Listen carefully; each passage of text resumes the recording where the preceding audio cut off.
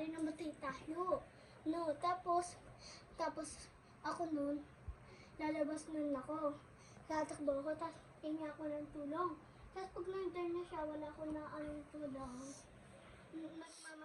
Pag hindi ako nakalabas, matay na lang ako para hindi tayo pumatay ulit. No, ganun na, kumari nandyan na siya at kumari matayan tayo para hindi tayo mamatay ulit. Meron ako sasabihin. Ba't palaging pag namatay tayo, palagi tayo nabubuhay?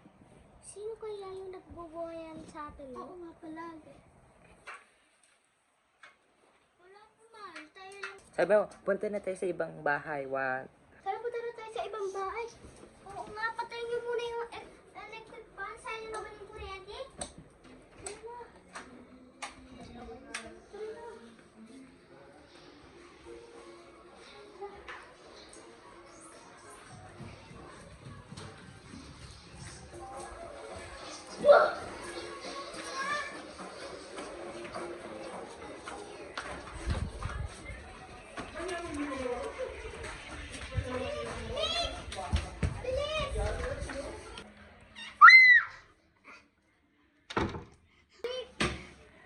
Mick, dito kami!